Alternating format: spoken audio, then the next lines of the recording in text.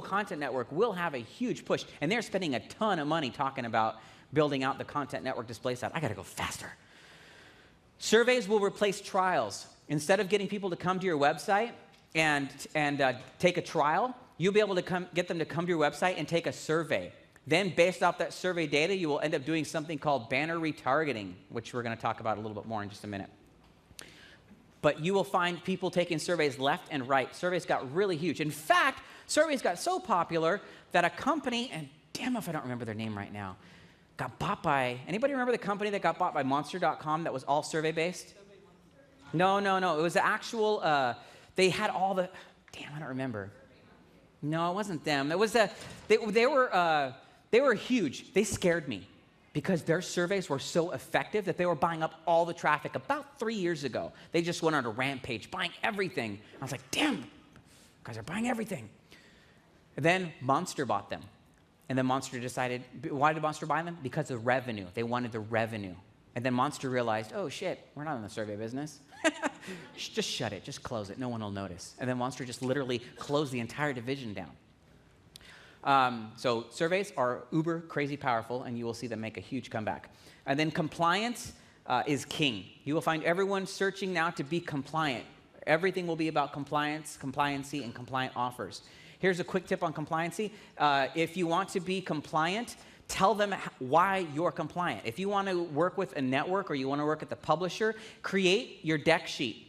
What this means is create your PDF file that has your business hours of operation, your telephone number for customer support, the email for customer support, how people get their money back if they don't like what you have to say or what you sold them. What is it that you're selling them? Do you have any social proof behind it? Do you have any substantiation? What is your substantiation for your claims that you're going to be making? If you're going to do one of these video pages, I'll go for it.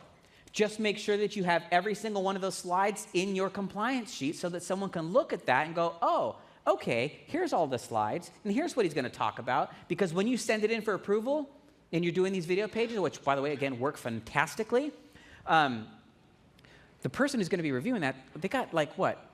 I don't know, 200 things to approve that day? Do you think they're going to spend 20 minutes to watch your damn video because you took off all the navigation? No. Denied. Instantly. And you're like, oh man, this sucks. How come I keep getting denied? My process looks great. Because no one's going to take the time, who's a reviewer, to review your entire video. The customer might, but the reviewer won't. So create your compliancy document. Okay, I got to keep going. Video. 31.2 billion videos were watched last year. Do you think that's a big market? Huh? Wake up, you guys. Wake up. Come on. 31.2 billion videos. Oh, wait, that was March. March last year, or this year, sorry. 32 billion in March. Yeah, that's ridiculous. With Hulu, YouTube, and Truvio, you guys know about Truvio? Truvio is a video search engine. Lets you search for any damn video you want and finds it wherever it is that's at. It's awesome. I don't have TV. I got rid of TV a long time ago. Now I'm like, shit, I don't ever need a TV ever again. Why have a TV? Who's who in video? Top US companies online. Here, I'm looking over here at these things, and I didn't realize there's two of them right here showing me exactly what my slides are. Sorry. So top US videos, number one site, go figure, Google at 41%. 41%, they dominate everyone else. Do you think it's worth maybe creating a company that Google will like? I think it might be worth it. 41%, that's insane. Hulu comes in at 3.4%, which I do love Hulu. And then there's the rest of the list, blah, blah, blah, yada, yada. Banner retargeting. Okay, I've got 10 minutes, so I got to haul butt. Basically, banner retargeting is no opt-in follow-up. You guys know that traditional marketing, you got 98, 99% of people come to your landing page, they will leave. And you'll never hear from them again. This is why squeeze pages got so popular, because you can actually follow up with people, right? Squeeze pages are fantastic.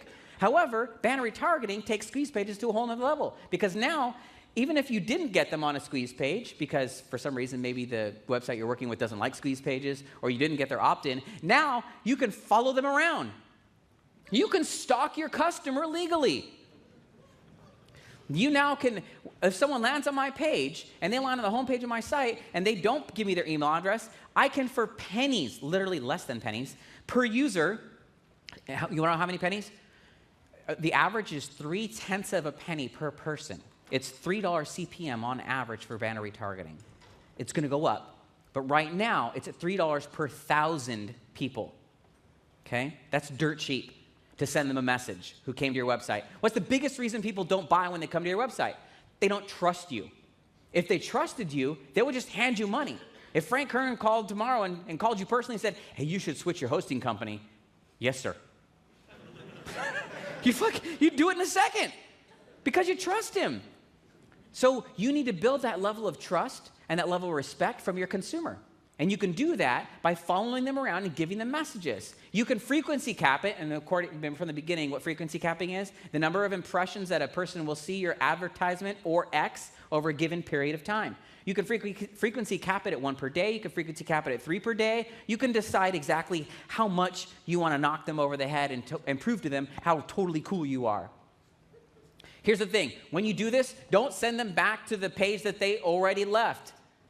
If I came to your house and I was like, wow, that's really good meatloaf. It's kind of good, sort of, not really. Well, next time I came over, would you give me meatloaf? No, you wouldn't. You'd make something else. Don't give them the same damn meatloaf they already told you they didn't like. Give them something different. Take 10 minutes and make a page that has other information on it. No one's policing this page, by the way, guys.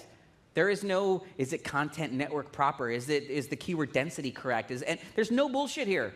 It's just, okay, that's your user. You bought him. You can do whatever the hell you want on that page. You can make special offers. You can make squeeze pages. You can do anything.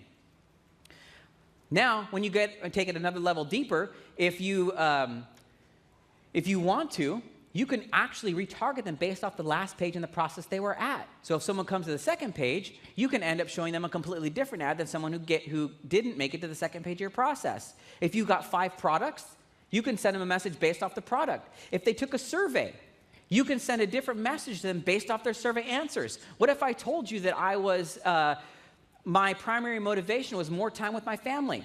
Well, you'd stop sending me banner messages that had to do with me making more money, and you'd start sending me banner messages that had to do with me spending more time with my family. Now you're talking about completely relevant marketing messages for your product. Then let's take it one step farther. Let's talk about cross-branding and your ability. Okay, when you go and buy these banner retargeting campaigns, you're following this user around, right? I see you, and let's take the Facebook example. Now, let's say I'm a financial planner, and I'm on Motley Fool. I go to Motley Fool.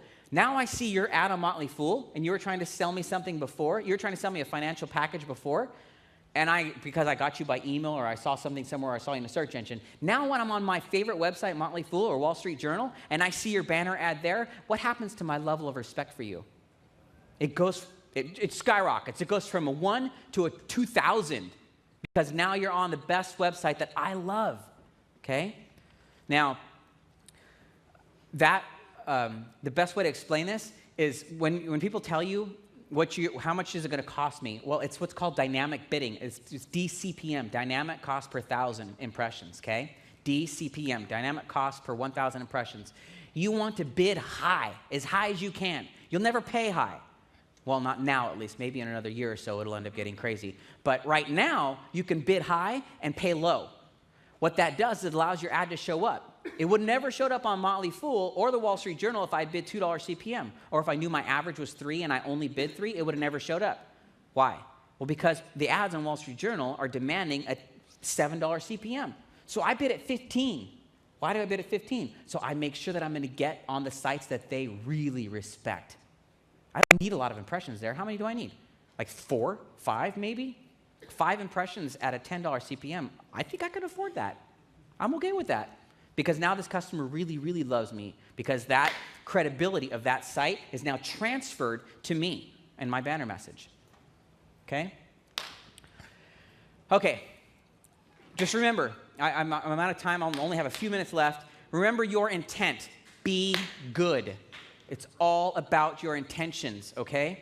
I shared a couple things here with you. I got one more thing. This is my bribe. I don't sell stuff. I'm not a pitcher, but somebody contacted me yesterday, and his intent was to help people in this country. He's helping a company called Global Flying Hospitals. And if you guys aren't familiar with what Global Flying Hospitals are, it's a group of physicians that fly around the world, and they help people who don't have insurance get critical surgeries that they need. My intention is to better the world. That is my intent. So what I'd like to have you guys do, thank you. All right. Wait, we'll see if you're still clapping in a minute. Because I am going to ask you for something. I was told not to, but I have to ask you for one silly little thing. If you guys have a chance and you want to make a difference, just text GFH. You probably can't read that, but it's GFH to 85944, and that will donate $10 to their cause on your cell phone. There's little things that you can do. Just if you can, maybe once a month, find one of these causes like this that you can just do so simply and automatically bill it to your cell phone. Because those little tiny things you giving out to the universe, it's going to come back to you. I promise you that. Again, it's GFH to 85944. Tell anybody that you can. So far, they've only raised $8,000, and their goal is $10 million to be able to do a 20-stop trip around the United States to help people with surgeries that need them, okay? Now, in exchange for that, here's what I'm going to give for you. No, I don't think anybody's talked about this yet. You guys know AdDesk yet? Anybody talk about AdDesk yet? Okay, one guy with a big-ass grin on his face knows what AdDesk is. AOL just went self-serve. This is huge. AOL has been doing banner retargeting, and they have been doing advanced algorithmics for like 7 years. They get it. They really, really, really, really get it. AOL was, actually, it wasn't AOL that did it. It was advertising.com that did it, and then AOL bought them in a heartbeat. Very, very quiet. Stopped allowing anybody else to use their technology because it was just too damn powerful. Now, just this year, they're like, okay, you guys can now, everyone can tap into our ad network because we need more advertisers.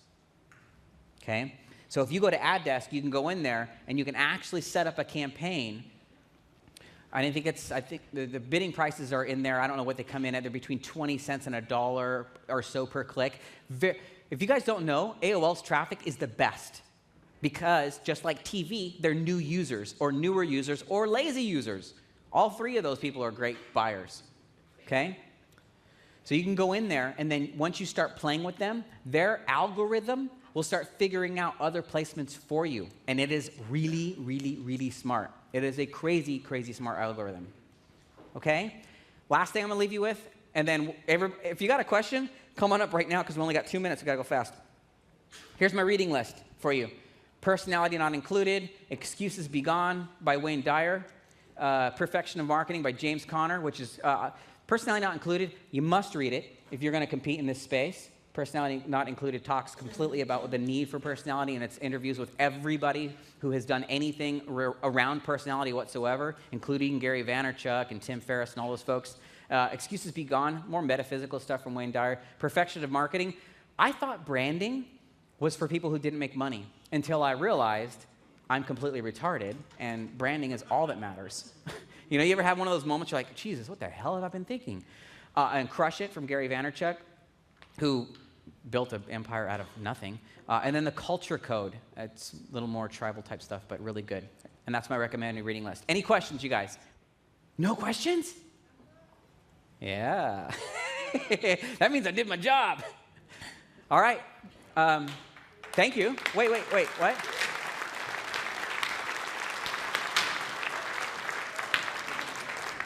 Did you have a question? No? Okay, hopefully you guys had some good epiphanies and you now know.